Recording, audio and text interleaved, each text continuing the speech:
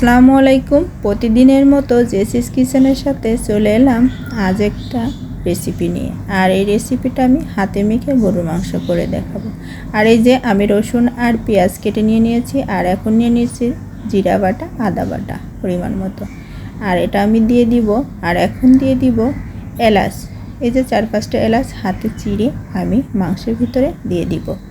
আর এ পর্যায়ে দিব কালো এলাচ আর স্টার। এই কালো এলাচ আর স্টার মাংসে দিলে যেন মাংসের স্বাদটা দ্বিগুণ বেড়ে যায়। আর কিছুটা গোলমরিচও দিয়ে দিলাম।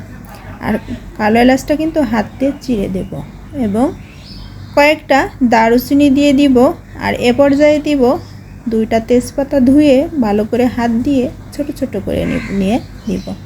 আর আমি পরিমাণ মতো মরিচের গুঁড়া, আর মরিচের গুঁড়া যদি বেশি না হয় মাংসের জন্য টেস্টটা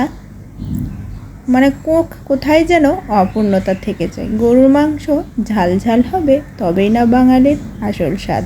আর এ পর্যায়ে দিয়ে দিব আমি 2 টেবিল চামচের একটু কম হলুদের গুঁড়া, আর দিয়ে দিব লবণ, আর এই যে পরিমাণ মতো তেল। আর সব উপকরণগুলো দিয়ে আমি হাত দিয়ে খুব সুন্দর মতো মেখে নিব। আর এই হাতে মাখাতেই যেন মাংসের টেস্টটা আরও বেড়ে যায়। হ্যাঁ, ছোটোবেলায় দেখেছি মা যখন হাতে মেখে মাংস রান্না করতো তার টেস্টটা যেন অতুলনীয় হতো। হ্যাঁ, আমরা কিন্তু বাসা বাড়িতে অনেকেই মাংস কষিয়ে রান্না করি, কিন্তু আমার কাছে মনে হয় হাতে মাখা মাংসের টেস্টটা অনেক বেশি। আর এই যে মাখামাখি শেষ, আমি হাতটা দিয়ে পরিমাণ মতো পানি দিয়ে চুলায় বসিয়ে দিয়েছি। আর এই পানিটুকু দিয়ে আমি মাংসটা ভালো মতো কষিয়ে নিব। আর মাংসটা কিন্তু কষাতে কষাতে মাংসের ভিতরে যে আমি পেঁয়াজ রসুন আস্ত কেটে দিয়েছি সেটা যেন একদম বাটা মশলার মতো গলে যায়। আর এই যে আমার মাংসটা দেখতে পাচ্ছেন তেল ছেড়ে দিয়েছে। আর এভাবেই করে কিন্তু আমি 1 ঘন্টা মতো মাংসটাকে কষিয়ে নেব। আর এমনভাবে মাংসটা কষিয়ে নেব কষাতেই যেন মাংস সিদ্ধ হয়ে যায়। আর মাংসটা দেখতে পাচ্ছেন সব মশলাগুলো যেন গলে গিয়েছে। আর মাংসটাও দেখতে কিন্তু অনেকটা টেস্টি মনে হচ্ছে। হ্যাঁ, আর এই কষা মাংস যারা খেয়েছেন, মায়ের চুলার পিঠে বসে গ্রামে যখন এই কষা মাংস খেতাম, যেন টেস্টটা এখনও গালে লেগে আছে। আর সেই দিনগুলো তো এখনও আমি আর ফিরে পাবো না।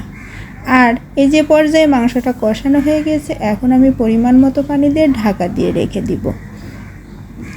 10-15 মিনিট পরে দেখেন আমার মাংসের কালারটা কত সুন্দর হয়ে গিয়েছে। আর এই যে মাংসর এই পর্যায়ে কিন্তু আমি দিয়ে দিয়েছি জিরা এবং এলাচ ভেজে গুঁড়া করে রেখে দিয়েছিলাম, সেটাই পরিমাণ মতো দিয়ে আমি আবার 10 মিনিটের মতো জাল করব।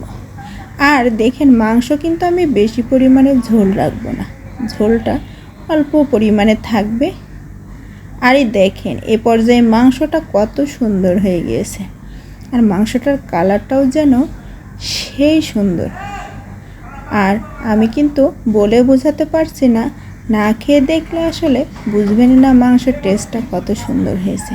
আর মাংসটা দেখতে যেমন লোভনীয়, খেতেও তেমন মজাদার। মাংসটা খেয়ে আসলে রান্না করে আপনারা দেখবেন এবং টেস্ট করে